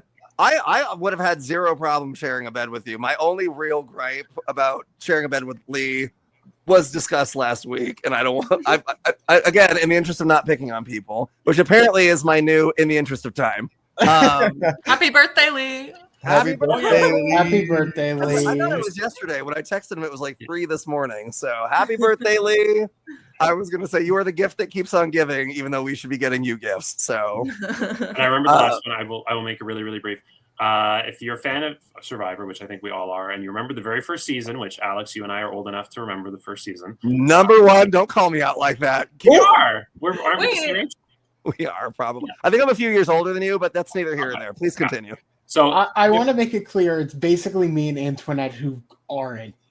Yeah, I was going to say I'm old enough. Yeah. So I don't look it, but I am. There's the moment where Sue Hawk votes out Sonia instead of Rudy, which drastically alters the season. So everybody has most of us have some kind of mental health moment throughout this whole thing because, like, for myself, I suffer from anxiety, depression, whatnot. I was fortunate that while I was there, for the most part, I was fine. The days leading up to Ascendance, I was feeling a lot of anxiety, and I almost, like, I didn't obviously, but I almost decided not to come because I was just so anxious about the whole thing. Then I get there, I'm even more anxious. Sedona starts talking to me like we're besties, and thankfully nobody noticed. But yeah, I know you were on the same couch as Sedona and I, and she's talking to me like we're like long lost friends, and you were just like, okay. But after we lost that first challenge with the water, I had one of those, when you're just down in the dumps, and I almost blurted out. I was so close to blurting out, it's okay, you can vote me out first. And if I said that, even if I took it back after, it would have been too late. Everybody would have voted me out first. And the entire course of the game would have been drastic. Every round would have been Holy pretty different. So But I stopped myself because I've been applying to Ascendance in season 2, and I just, you never quit anything. But I was so close to saying, wow. Yeah. Number one, I love the transparency. Number two, I mean, for me, I would have been like, I really don't want to vote for Sedona, and we literally have a Christmas gift in a box with a bow on it to not vote out Sedona first. That's wild. Well, considering the what ifs, oh my god, the butterfly effect of you going out first would have been wild. I'm sure. I think that would have definitely changed the game a lot. But I'm glad that you stuck it out because you were such an integral part of the trajectory and also the storyline of the game. And oh my god, the universe should not have been robbed of your confessionals. And I hate to keep bringing it back to that, but I agree. You're such a phenomenal storyteller, and yeah, you definitely did put your stamp and put your thumbprint on the season. And so I get it. The last LRG I did, was in a very similar mindset of, do I even want to put myself through this again? And so yeah, I'm glad that you did. Thanks. Also, I hope in whatever conversation we had about the bed situation, I hope I didn't come off as a jerk. Because good. I'm still apologizing to Lee for how I handled that situation with him. So you bringing it up with you, I'm like, oh god, is this my intervention? I totally forgot about it. It's just when Lee brought it up in the last episode, like, hey, I wanted to sleep in that room too. I was like, good for you. Okay, well. Not to wait. Where's my cat? I can put a parrot outfit on him. In the interest of time. What was it? We do sadly move on from the Andrew exit into the final 6 captains challenge, which is the beloved, everyone's favorite endurance competition. So this would have been an interesting one. So Andrew, you had mentioned that you think you would have done really well with this one. Jack, how do you think you would have fared on this one? No. Just a hard no. I think I would have lasted for maybe 3-4 minutes before going, hey, let me look over at Sam really quick, and I'm done. Sam and Maddie both have shirts off. Like, they're both here for the long haul. I would rather be able to function the rest of the day. Mm-hmm. So I'm just going to put this ball down, head over to that corner, and like go talk to people. Mm-hmm. No. I think this is one. I'm kind of in a similar boat as Andrew in the sense that I'm clumsy as heck, but I can balance pretty well as long as it's not like I'm balancing something with my hands, because I got Malcolm wrists or whatever you want to call them, in the sense that my hands fumble. But if I'm balancing on like standing on something, oh, I got days. I think for me, Molly and Monty, you can tell us, was the ball allowed? Were you allowed to rest your hands on your head? I doubt it. I think maybe the first part of it, but then you couldn't the second half. Oh, okay, because that's where I would have struggled because I have the upper body strength of a 6-year-old. So that's did I clearly. Your hand couldn't go below your head the first couple, and then it couldn't be on your head after. Oh, okay. That's when I was out. That's where, like, maybe I would have been like, okay, maybe we'll do here to work these muscles, here to work these muscles. But yeah, that's probably where I would have been in trouble with this challenge. But yeah, that's what I was doing the first half. And then I coming into the competition, I know I can't win something. I was like, I'm not going to win. So I'd rather go over there and talk and kind of, get myself out of a situation potentially and limit the time other people are talking. And a lot of good conversations happened. Oh, yes, we saw. Ended. What was it? Oh, go ahead. Oh, no, I was just saying ended. Ended. Ended. So what was it? Yeah, this challenge was an interesting one. I don't know that I've been in quite like a standing go the distance. Do y'all remember how long that challenge went for? Probably 30 minutes, maybe less. It wasn't that long, but it definitely was like a pretty distance. Yeah, I don't. If it went that long, I don't think my shoulders would have kept out. So after their eliminations from the challenge, we do see Reynolds pull Molly aside and talk pendants. And ultimately, y'all wound up swapping pendants, which I was not aware had happened. And I was sitting there. I reviewed the tape once, and I was like, Molly, walk me through the conversation and the why on that one. Because hearing it, I was like, again, it's one of those. Sam's a smart person. Why did he give his half to Reynolds? And I'm like, not that it was a bad decision. I was just curious, like, what inspired the swap of the advantages? So I'm gonna have to really struggle to remember this conversation. But Reynolds and I we started talking about potentially swapping, and it quickly became clear he was not giving up that half, and I would not get it from him. He made it clear several times very quickly, and I was like, all right, well, this protector pendant is better than nothing. So I was like, okay, here, take this. By this time, I knew Antoinette was freaking out at the fact that she wasn't going to be safe, and I wanted her to be safe. Like, full transparency, I was thinking, what can I do to keep Antoinette in this game with me? Because without her, I would have been lost. I would have not fully trusted anyone else. She was the only person in the game that I fully 100,000% trusted. So, Wait, and I needed someone to stay. I needed her to stay. So maybe I'm just remembering it wrong, because I thought you had a. What did you have that you got in exchange? I had a half pendant that was useless. You had a half pendant. Yeah. Okay. Yeah, I had a half pendant that was useless that I was Got never getting the other half too. So Got it. So basically, you gave Reynolds the half, and he gave you the conditional pendant. yeah, That makes infinitely more sense than how I walked into this episode. I was like, I don't understand. did you think I ended up with nothing? No, I thought I didn't realize. I think in my brain you had a full pendant, Oh no. Mm-mm. which obviously is not the case. And I just remember thinking, No. I'm missing something. So clearly, I was remarkably distracted while I was trying to piece this together, because that makes all the sense in the universe. Because I'm like, yeah, it is better to have a conditional, but man, that's also one of those. It was a risk. It was a huge risk. It definitely was a risk. Like, I can see. Sorry, I cut you off. Go ahead. No, yeah, it was a risk, but I was pretty confident that I was not going to get enough votes to go home. Without the I was playing it on Antoinette regardless. She at one point suggested I give it to her and she play it for me.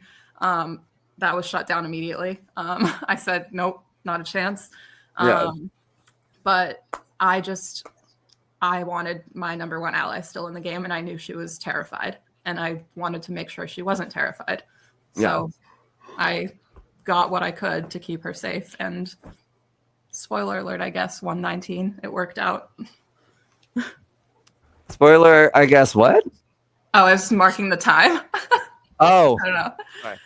I was like, is I that want to code? add that, like, during this time, I'm there having conversations with Reynolds and being like, do not give Molly the pendant. Like, you have the control. Give it to me and I will play it for you, because it's conditional. Like, I will play it for you. Like, yeah, so Monty was saying don't do this to us. Don't do that. The whole time I was like, do not do this. Like, literally, like, we can, like, there's a way in which you survive and I can survive.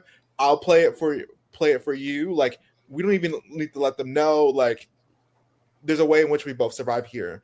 And I don't know what he was thinking at the end of the day. Like, whatever. Well, at the end of the day, he was thinking, I want a pendant. Yeah. I guess so. Yeah. Yeah. I was a little shocked that it worked out that way. But No, it did. Wow. And it was applaud. It was an applause to you. thank you. Oh no.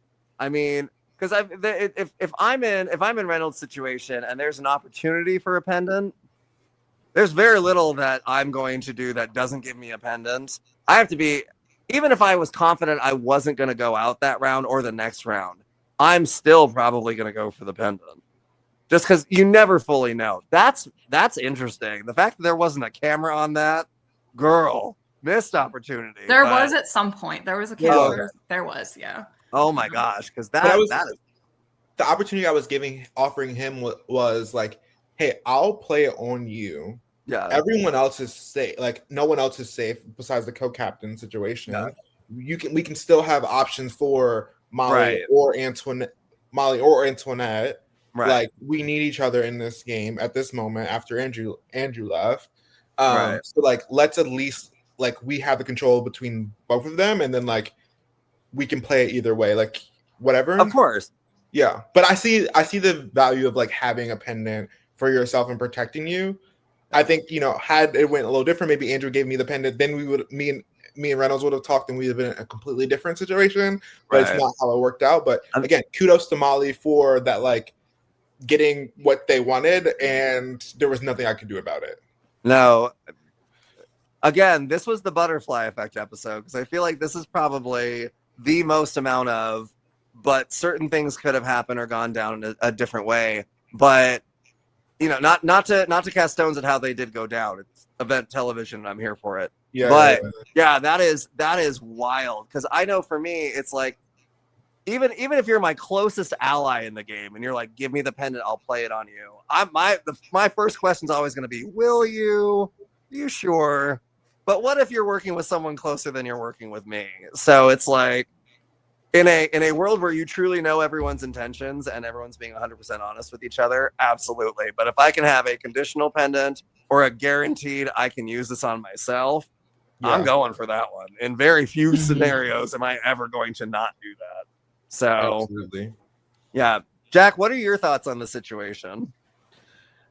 Honestly, it kind of just makes sense to me of Reynolds being like, hey, look, I kind of need to protect myself. Either there's one pendant in the game, I control it, but I can't use it on myself, or there's two pendants in the game, and I'm safe no matter what because it's the last run I can use it anyway, so I'm going to use it on myself.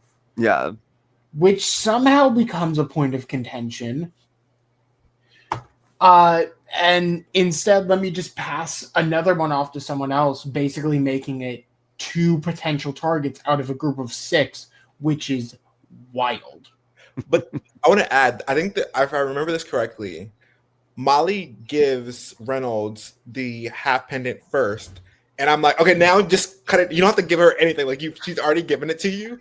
Now you have all control. And it's the fact that like, okay, now I'm gonna now give you the pendant. I was like, he could have easily pulled the last round. Nope, He could have. He not really give it could to you have at all. He could have. And gagged us. Yeah, that would have been crazy. Crazy TV. I would have been gagged, but I would have respected it game wise. I would have been like, bitch, what? But I would have respected it game wise. Yeah. I would have probably screamed in his face a little bit, but As you Wait, walk me through the scenario one more time. Sorry. Because I remember like they were trading. You know, someone has to hand someone something else before they can get it. Molly hands the half pendant to Rendell. So now, technically, in a matter of like 15 seconds, Rendell now holds the pendant of conditional power pendant and 2 of the halves. Oh yeah. In that 15 seconds, Reynolds could have been like, "Okay, thank you so much. I now have it." Bless. No, that was. Sorry, I was looking over notes, and that was literally my next question. Like, what would anyone thought if he had done this? So sorry. Out of gas. And that's one of those cagey situations because another question I was going to ask was, did you have any fear? Did you pass over your bit first, Molly, or did Reynolds? So was there any fear of him doing exactly that? No. Honestly, Okay. I would maybe like 1%, but I trusted that he was going to follow through. I clearly had like a stroke of major confidence in that whole like span of 5 minutes. Yeah. I was like, I'm so confident that I'm not going to get enough votes to go home, even if this is just a pendant of the protector and I can't play it on myself. And I'm so confident Reynolds is going to really give me this. Like, I don't know what came over me because I'm never that like confident in games in general, but I was like, I know I'm fine. Like even in a 2-2-2, like I know I'm not going to go home, and I was like, I just need to save my girl. So I was like, maybe that's what came over me, like the motivation to save Antoinette. Like that's what made me that confident. You were like, and clearly, you know, with the result of the episode, you were not incorrect. Apparently, not. Yeah. There you go. Yeah. Let's see. So we have when it's Sam is last two. One of the 4 of us. That note doesn't even make sense. Brief pause from strategy. I did think it was a very cute moment between Maddie and Sam as the last two in the challenge, because they were having a little bit of like they're supporting each other. There's a little bit of flirtation, a little bit of smack talking going down. Do y'all, if y'all are in those kind of situations, do you like silence in a challenge? Do you like you got this? Do you like what? How do y'all normally handle this sort of thing? Well, that would require me being in the final two of a challenge ever. Well, let's pretend like you are. Oh, I would talk and flirt and be funny, 100%. I think we do see Reynolds kind of pop out of the challenge. It seems almost like not even like a fatigue thing. It almost just seems like he's like, what? And I feel like that is more likely how I would go out. So that's where I'd be like, everyone needs to shut up because I'm going to see a butterfly and go, look. And then that's how I would be eliminated. So Yeah, I'm like, let's strike a deal. Like once we're final two, I'm like, okay, let's make a deal. Let's end this real quick. yeah. I have been in this situation once or twice, and every single time I do it, if I try and make a deal, it's the wrong deal. If I try and last, it doesn't work. So I just have learned that I can't get into these kind of situations where it's two people left in endurance. I just need to drop faster. Totally fair. I'm trying to think. So did anyone else have anything they want to throw out about either the challenge or the conversation happening during the challenge? That was pretty much it. Yeah. Okay. Oh, maybe the one thing that happened right before going into the challenge, I told Antoinette like I was the one who voted you and I voted you on just because I wasn't sure if the pennant was getting played, blah blah blah blah. So she was a little upset with me prior to going into the comp, which I didn't have to say because I don't think anyone would have like. We were so in the moment of going to the comp, we weren't really focused on the vote. Okay. But interesting. Yeah. Did y'all? So when it got down to Sam and Maddie, were y'all thinking, "Oh crap, Maddie might win and save Sam again, or Sam might win and save Maddie"? So the next person to go is probably in the four of us. Were y'all thinking that way, or was it just we're gonna? Oh, okay. 100%. Yeah, at that point, yeah. 100%. That is wild. Well, we do see Sam pull out another win.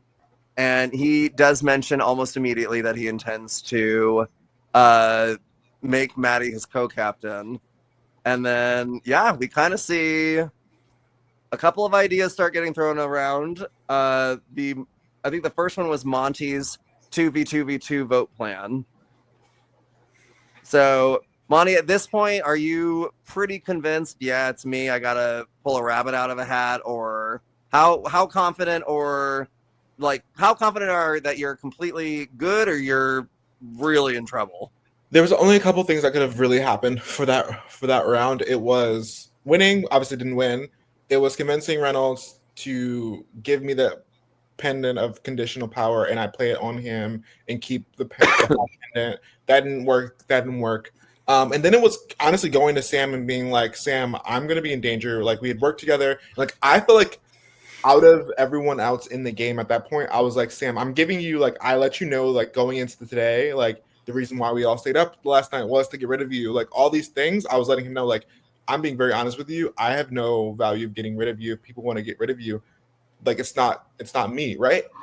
That was my playing against my alliances in a way to keep Sam because I knew he was winning, right? So I thought like, okay, spare me this, like give me this safety. We don't even have to vote out Maddie. I probably would have voted out Reynolds or Maddie at that moment because I didn't have a reason to vote out Molly or Antoinette. Give me that. But I think he, as this episode says, like Sam didn't really think of Molly or Antoinette as a threat. So it was easier for them to come after me or Reynolds in that sense. Mm-hmm. But going into the 2-2-2, it was like, at least give me a fighting chance, as that episode title was. Like, give me a fighting chance to be able to maybe maneuver something. Because all I need is one person to fuck up and vote the wrong way, or the pendant not be played correctly. And very much a topaz moment. Yeah, I'm like, give me a fighting chance to at least it could be fucked up some way. And like even going into, and I don't know if Reynolds would have played it for me, But even going into the final round, the idea of like, I don't know if Reynolds believed he was getting 2 votes or he just was playing it because he needed safety. Like he would have been safe regardless. Mm-hmm. I didn't show up in the episode, so I kind of believe that like he didn't know he was getting votes. He just played it for safety. But the idea was like, if unfortunately Reynolds, if it's a 2-2-2, you play it on me. I know they're voting you. Like I'm now safe. You're not. Unfortunately, sorry, buddy. But like now we can then vote you out. Like I survive another day, and I don't Yeah. really care. So that was my last hope was to fuck it up. Maybe there's a way in which Reynolds plays a pendant on me. I'm safe, and then we vote out Reynolds, or something else happens wild or crazy. Mm-hmm. And I also thought like in terms of like numbers wise, right? Like Molly and Antoinette were locked in. So like they were never going to vote each other out, and they were like, we're saying it to each other, like saying it very out loud. That to me, as a game wise, I'm like, okay, why are we then bringing a confirmed 2 another step closer? Because going into, they're not going to vote each other out, so it doesn't make sense. Like for any of you 3 to be like moving forward with this, even if like, I don't even think Sam and Maddie were like as locked in. Sorry, they weren't as locked in, right? So like, even in the back of your head, you know you're willing to go against Maddie, you know you're willing to go with Sam. Why still bring 2 people that are not willing to vote each other out? It didn't make sense. And yeah, spoiler, it didn't make sense. Didn't make sense. Well, I felt like I was speaking the truth to the people I need to speak truth to. Yeah.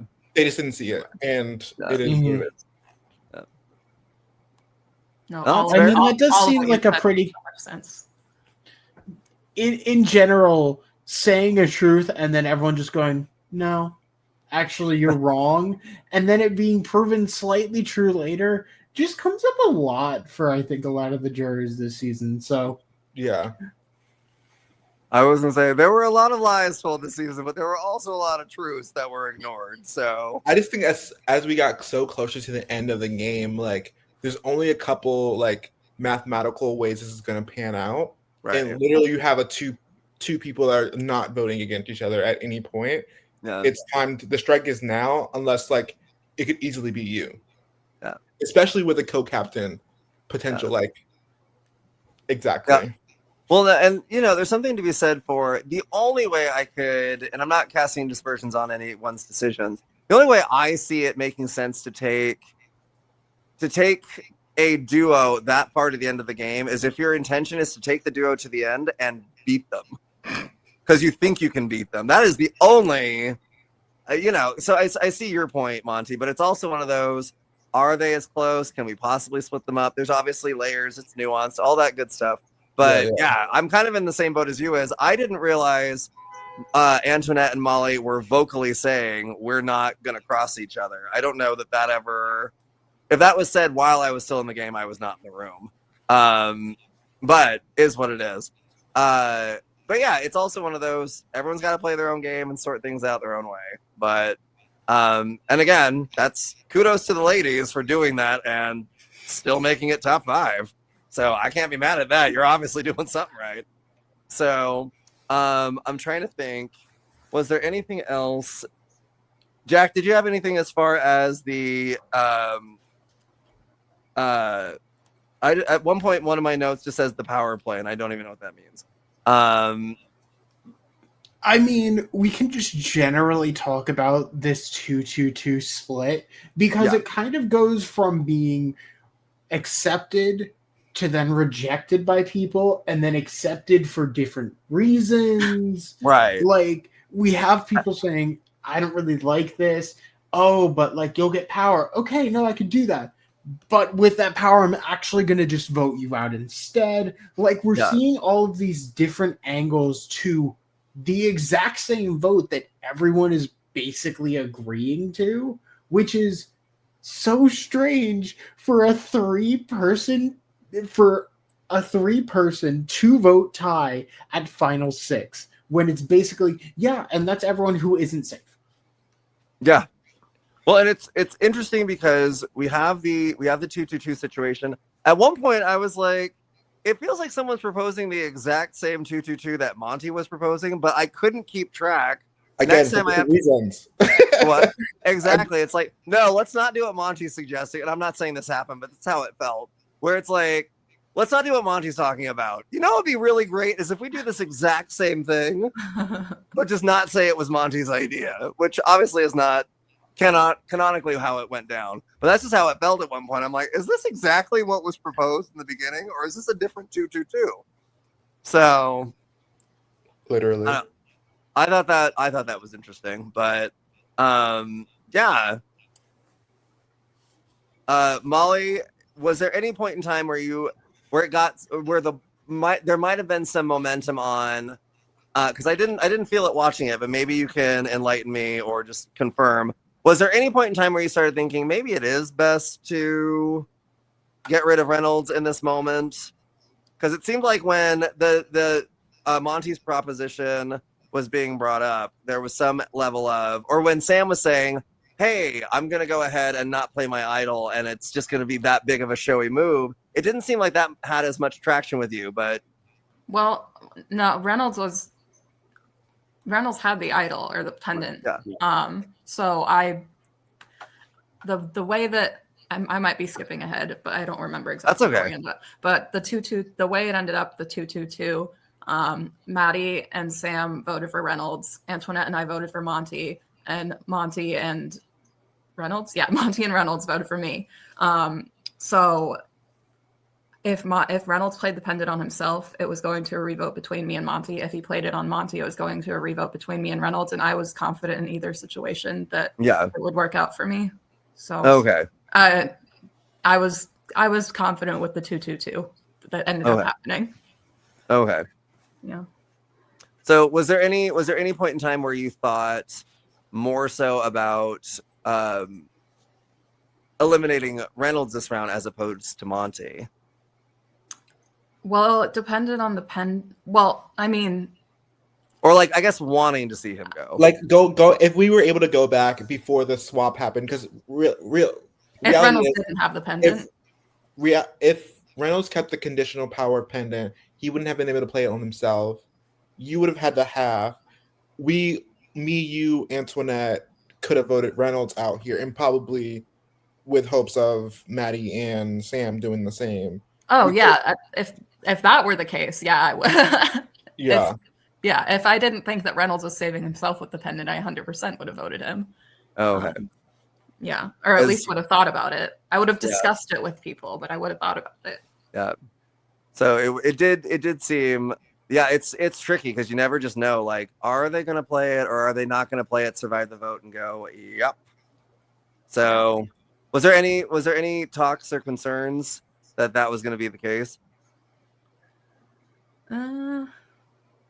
Maybe. I know it's a tough one because of how long ago it was. Yeah, that's fair. A little bit, but like, I didn't see Reynolds not playing it. Sam said a few times, "Oh, Reynolds could be that guy that he's going to go to jury or like go to the whatever and be like, oh, I never had to use it, whatever."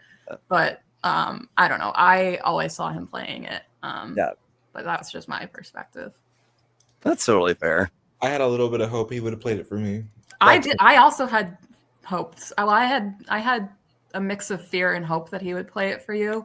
But after the 2-2-2, I was like, I kind of hope he plays it for Monty because then they can vote Reynolds out over Monty. Like he looked over at me during the comp. And I was like, okay, girl, this is the time for you to play it for me. Like, let's do it. Let's do it one more last. And me knowing like if he played it for me, that was probably going to seal his fate. I was like, if this allows me to survive one more round, I'm gonna let you believe what you want to believe. So I'm like, yes, babe, play it for me, play it for me, play it for me.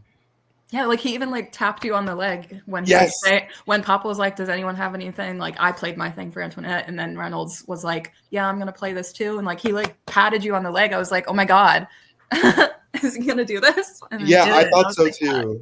I definitely would have liked for you to stay over Reynolds, but yeah. Whatever. Pendants. Yeah. I'm trying to think. Were there any other? I'm trying to remember. Were there any other points that anyone wanted to discuss about the voting lead up before we get to the actual vote? I will note, and maybe I just didn't catch this right. I didn't really think that Reynolds would have pitched a Molly vote here over the other options, but at least he tells us in official, like at the very end, hey, I'd really prefer for Molly to leave here, and maybe it's just breaking up Antoinette and Molly, but like it's a very interesting pitch, especially because it feels like it's coming kind of like last minute. Oh, let's try and make this obvious scenario not so obvious anymore. Yeah, I think it was like a matter of like, here's this duo that's saying they're literally not like between last round of Andrew's round and this round, like it had been very like confidently said like I'm not voting out this other person. Period. So that to me is always like numbers wise, it makes no sense for us to keep this known duo that's gonna stay in the game. Like the 2-2-2 was only possible because two people weren't willing to like backtrap each other. Everyone else was like free agents, and it just didn't make any sense. I think for any of four of them to keep this duo unless they were trying to bring the duo to the end and thinking they could beat them. And we'll have to see. But you know, who knows? Who knows? I mean, all of us, obviously. All of us but- know. Yeah. But All of us but, know, you know. but I mean, you have to wait a little bit. There you go. guess you'll have to tune in and find out. What was it? So I do have a question for Andrew because what was it? As a fellow viewer of this situation, we weren't there, and Jack, you can weigh on this as well. What are your thoughts watching it as far as the whole situation involving the 2-2-2? Monty's trying to explain the 2-2-2, and Sam keeps saying, "I don't understand." Like, what watching it? What are your thoughts seeing the whole thing go down? Well, I agree with Jack. It is wild that when two people are safe, with a third likely safe to play dependent on themselves, the fact that it came down to a 2-2-2 vote amongst the other three is wild. The logic behind it makes sense. It's just the fact that it even happened and that everybody voted the way they said they would, because all it took is for one person to, let's say, switch to Molly, and Molly could have gone. So it's risky on everybody's, well, the vulnerable people's parts. But as a viewer, it's also fun to watch because this is not what normally happens. Normally, it's pretty clear-cut votes towards the end, and this was definitely a more interesting one, especially compared to mine, where it was obvious. This one was a lot more suspenseful. Yeah, no, to somehow see the entire cast go, yeah, no, we want this. We're actually all okay having it be a 2-2-2, and no one is going to break rank. Everyone knows it's this. There's no trickery or deception going on behind the scenes. Is a wild decision. And like, why don't we just have more fun little 2-2-2 votes? Like, let's just get it. Next time, let's just make it a 1-1-1-1-1-1-1. Like, go as thin as possible. I think for Sam and Maddie, they were hoping that Reynolds would play dependent on me to get Reynolds out, and that's why I think they were willing to do it. Almost like a contingency plan of sorts. Sorry, Yeah. Go ahead. No, yeah, exactly. Well, we do roll into the vote. Sorry, was someone saying something? It's all you, boo. Okay. Oh, I've been mindful that I keep inadvertently interrupting people tonight. I'm like, bad habits trying to break. Sorry. So can we get the visual of the voting chart? Yes, we absolutely can. Can you tell I'm like slowly losing it? Anyway. Yeah, I saw that Girl, from you. I saw. This is the clunkiest I feel I've ever been in one of these Recendance videos, and that's saying something. Here, So that looks better. There we go. Either looked fine for me, but we do see what's already been described. Monty and Reynolds voting for Molly. Antoinette and Molly voting for Monty, Maddie and Sam voting for Reynolds. So yeah, we do see a 2-2 tie, which you don't see or I don't see super often. Maybe y'all do. And so we see that we have this moment where I'm just like, oh, the television it would have created. We do see the tie, and then Papa says, all right, so we're gonna revote. If there's another tie, pretty much everyone but Sam and Maddie lose their safety, and we go to what was it? We do a random thing, and I'm like, God, the fan of this genre of television to me was screaming, like, why could this not have been a thing? Because gasp. But I also say that as a person who's been purple rocked before, and it sucks. So, wishful thinking. So I don't get why you said everybody but Sam and Maddie lose their safety. Isn't that what Papa said? He said Yeah. just the captains. Yes. Because I played a pendant. Okay, sorry. Because so basically between captaincy, idols, and then the tie, there would have been no one eligible to be eliminated. Yeah. It would have been a Cerise situation in Game Changers had Cerise somehow been safe. So everyone's just like, well, we need an elimination. We have to ask for someone to the Ascendance gods.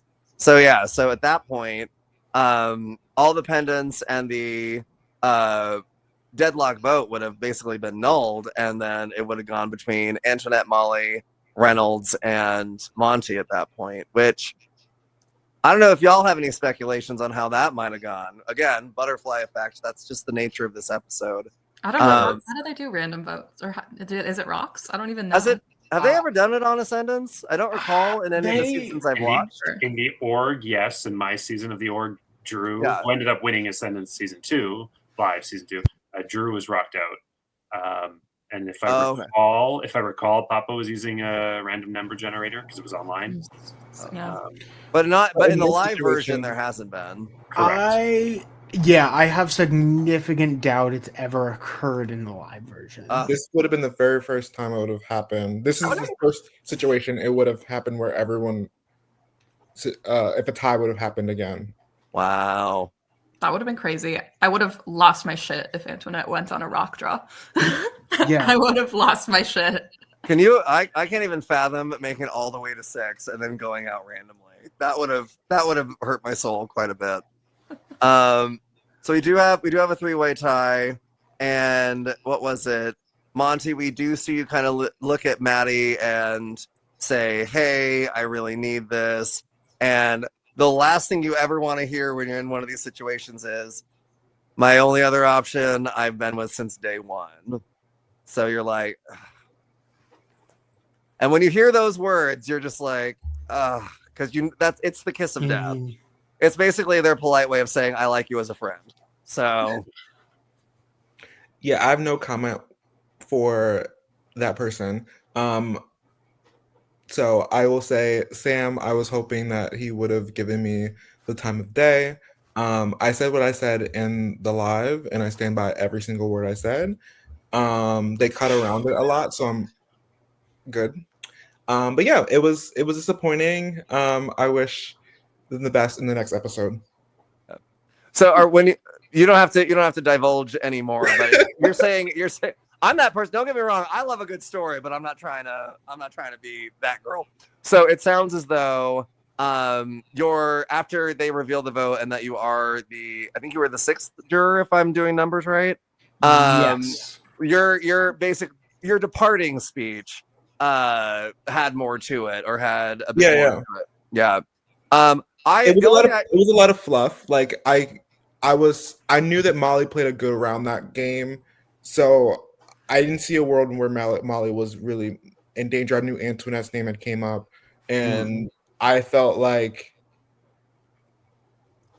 throwing a little heat on Molly maybe could have protected her later on, because I know how Molly can get herself out of a situation. Like she had done it like multiple rounds, and I think like I owed it to her to maybe prop her up in that way to get heat off of Reynolds, and potentially put some heat on Molly in a way in which I knew Antoinette was never coming for Molly. So I felt like it was probably to set people up. I also was in the heat of the moment, but I do stand by a lot of what I said, pretty much everything I said. Don't Yeah. mind.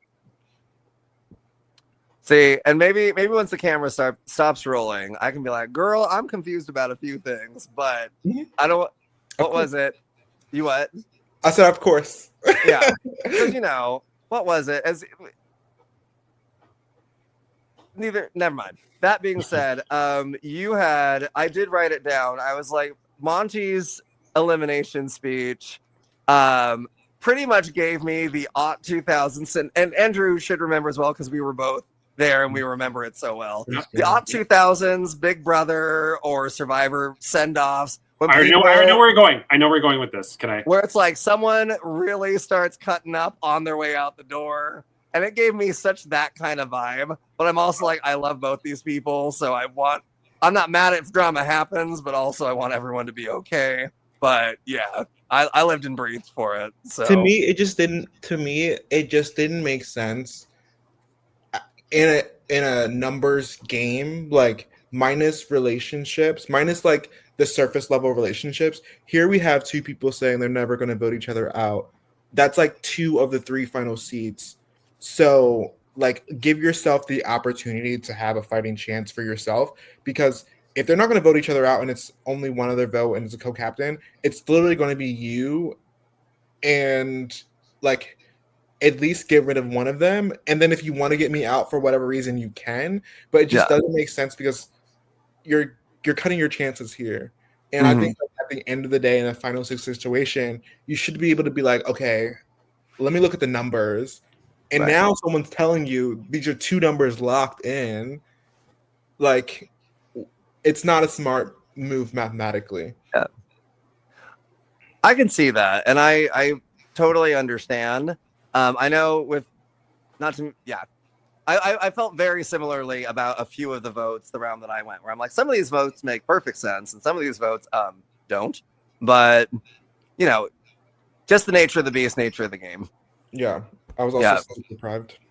Girl, the sleep deprivation just makes you feel and think, sometimes remarkably logically, and sometimes I won't even say not logically, but call it emotionally but no, in your case, I'm like, yeah, what you're describing makes perfect sense. So, and I believe that. And yeah, it sucked very much seeing both of you go in this episode. Obviously, there can only be one winner, and obviously it is a journey getting there, but man, it was great seeing you both play, and it was great seeing the fight that both of you were trying to put, given the circumstances and the situations you were both put in. So yeah, both of you should feel remarkably proud. I know I already gave Andrew his flowers, so to speak. I get so trigger happy, trigger shy, trigger happy. English is fun. About just giving everyone their flowers and just telling them how wonderful they are.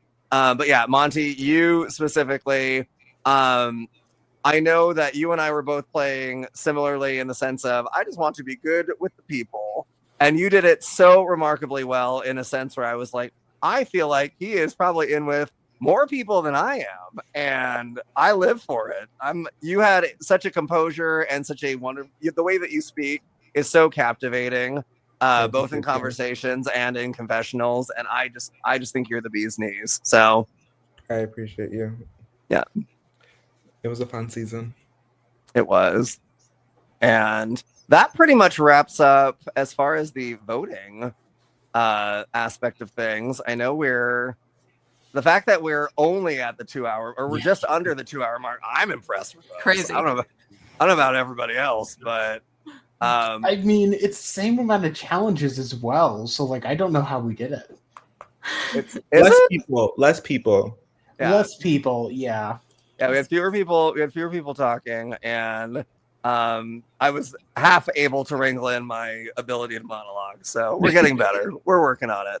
That being said, we can start with Andrew. Andrew, do you have anything you wish to say overall about your general experience? I know you kind of touched on it earlier. Any final parting words to the ether, the universe, the 7 people that watch Recendance? Yeah. Well, it's got to be more than that. I'm sure it's more than 7. Oh, it is. No, I think I covered everything. It was an amazing experience. I loved meeting and playing with everybody. I I'm very fortunate because a lot of people have bad allergy experiences, and so far this is my like 6th or 7th, and still I've only met good people, so I'm happy about that. And no, I'm thrilled to have. I think the universe rewarded me for having to wait because I applied for season 2 and 3 and 4 and 5, and I don't think I would have gelled with any of those casts as well as I gelled with this cast. So We were a pretty fun bunch for sure. We really were. Yeah. I agree. This was a really good cast. This is my first live game, and like, it's gonna take me a while to play another one because I'm so picky now.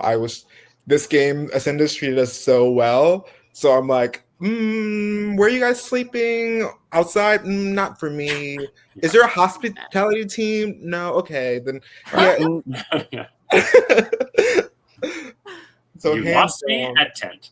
Yeah, truly. I'm sorry. Where is the air mattress?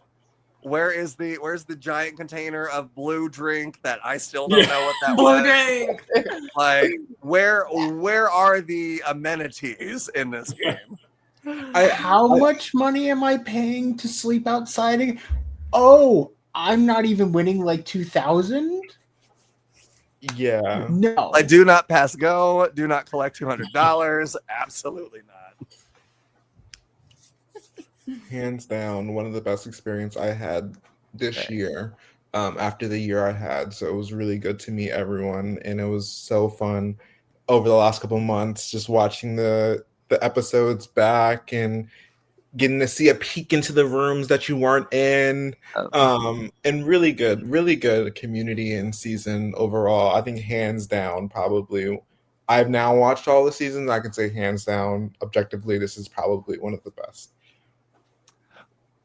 I try really hard not to be biased, but it's hard not to acknowledge our season's kind of great. Yeah. So good. It's Personalities. Sorry, Molly, go ahead. Oh no, I was just saying it's so good. It's so good. Well, yeah. Well, that's all I got. I know I inadvertently hogged a lot of the mic, but I just remembered one thing. uh-oh. Oh god, he's laughing. Oh Oh no. no. I was like, I know some of us are like, oh shoot, who's this at? That morning when Monty came to our room and was like, and showed me like the lick a lollipop, ride a pony, trip to Bermuda, whatever, you offered me one of them. And I remembered saying, no, I couldn't take one from you. But in my head, I was thinking, I don't want this shit. But I love That's your number one right there. Yeah. That's your number one right He there. let me have it, so I was happy. Like, more for you. More lollipops No, and I pony was- rides for Monty. When I tell you, I was also very nervous coming into this game. Like, going back and watching all the episodes, at least like season 4 and 5 before coming into this game, I was like so so in a way stressed in a way. I was like, damn, am I gonna know people? Like, I'm not really like, when I log off and live my life and whatever the case may be. So I was like, damn, am I gonna know anyone? Am I gonna see anyone? But also, like, if people know me, they're gonna know like, oh, my game. So like, ooh, who am I gonna see? And when I tell you, I saw Andrew, and I was like, oh, I'm so fucking glad Andrew is in this game. Who am I gonna share a room with? I was gonna share a room with Marshawn, and I was like, nope, I can fill it out right now. It's not gonna work. He's gonna be early boot. So let me go. Andrew is someone I can trust. Like, someone I can like talk to and like talk sense to, because we've done that for a couple games that we've worked together in. Even if we play different games, I know he's someone I'll be able to talk logically with. So it's good seeing him and seeing Lee too, someone I had never met, but like coming back in the org community, like hearing the stories about Lee and playing some games that we are in the same community from. It was good seeing them. Even for like the first moment when I saw like Molly and Rose going, we like were airport buddies together. Like, again, You're like half the cast. no, but like Oh no, he didn't know us. I didn't know. I'm I didn't kidding, know. I'm kidding. It was so good to like, one, not have your phone and like be really connected and present was probably one I've never like since had that feeling ever again. Like, now I'm like constantly on my phone, but like that's just such a good experience I think Ascendance brought for this season. Yeah. It was the first season they did that, right, where people didn't have their phones. Really? Either the Really? first or second. Maybe the I second know season. 4 definitely had their phones. Yeah. 4 did. Yeah. Honestly, I've done 3 LRGs where they took your phone, and I swear by the time you get your phone back, I'm like, keep it. Literally, I'm like, I forget what this Oh, yeah. feels like. Like I was like, oh, this is heavy. For me, it's heaven just being like I'm not checking Facebook, I'm not doom scrolling, I'm not like, oh, I need to get up and do this thing and blinking, and it's 2 hours later and I haven't even stood up. So I live loved for it. I'm like actual human interactions and just getting to know people. But yeah. So I can't believe I'm going to say this, but Uh-oh. yeah, okay. Monty was a great ally, and I had the exact same feeling when I saw Monty like right away because I was like, "Ooh, I don't know any of these people," and then I saw Monty, like, okay, good, I have one person at least that I know right off the bat I can trust. But do you remember? So every night we were talking, but I don't know if you remember this, but there was one night we were talking. I don't know why I'm saying this. I'm going to sound like such an asshole right now, but I was like, you were going on and on. And I'm like, okay, I'm going to flip over to this way, but I'm still listening. Well, I flipped over, and the second I flipped over, I'm like, sucker. And because I fell asleep right away. I swear. But I remember flipping over. I'm like, okay, I'm still listening. I'm just facing this way. But like 10 seconds remember. later, I was out. You do remember? Yeah, I fell asleep. Yeah. No, you're all good. That was a night before finding the powers, and also the night that like Stevie, I'd heard Stevie's name and all that other stuff. So I was like, all right, going into today, like it's gonna be a mess. So how can I get us both past this the next day? Yeah. We also stayed up until pretty late. Like we were crazy. I live and breathe for these little nuggets. I really just want Andrew to narrate a Chinese menu. I want Andrew to tell me his innermost thoughts about all the cast members. We should have done word association with Andrew. Oh my just God, with can everybody we? in the cast. I mean, reunion. We need a reunion. We do need a reunion. That'd be fun. I'll pitch it up the line, and if we can somehow, that would be I fun. just pray somehow that we can get most of this cast on a Zoom call together. That would be great. That would be fun. It would devolve into fighting. We don't need to pitch it. Just hop on a Zoom and record it. I was like, this ain't Drag Race All-Star Season 8. Just drop a Zoom link in general chat. Look, I'm so used to having to attempt to schedule these that I'm just like, oh yeah, let's make sure everyone can agree to the time and everyone knows stuff in advance and all. Take the pressure I don't have to plan. Yeah. I'm there. Tell me the time. That's valid. But we'll pick one of these days. Yeah. Very that. Well, but that's it. That's all I got. So if no one else, well, let me ask, let me not just assume. Does anyone else have anything they either want to throw out? Any other Andrew admissions of falling asleep on people? Or there's one on the tip of my tongue, but I'm going to hold it because I don't want to embarrass anybody. I have Vav thoughts, but I'll wait until the recording stops. Okay. Vav thoughts? Yeah, I have Vav about. Oh well, you heard it here first. There will be tea that we probably won't discuss anywhere because we all respect each other. But no, it's been a joy and a delight. Andrew and Monty, I already said it, but just to reiterate, so great meeting you, so great knowing you, so great playing with you. Molly, thank you so much for being our guest star this week. Congratulations on living to slay another day. Jack, thank you for your continued patience and tolerance for pain in doing this for me. I couldn't be more thrilled to have you as a co-host. And yeah, if anyone has any other shout outs, feel free. I'm a big words person, obviously. Thanks, Alex, and thanks, Jack, for hosting this thing. Yes, we love it. I'm a consistent subscriber and watcher. And we love you. Thank you. Shout out Antoinette. I love you, baby. Hey! I don't know if you watch this. I was gonna say you have an ass. You don't stream these together. We don't watch this together. I'm so offended. No, I'm kidding. But yes.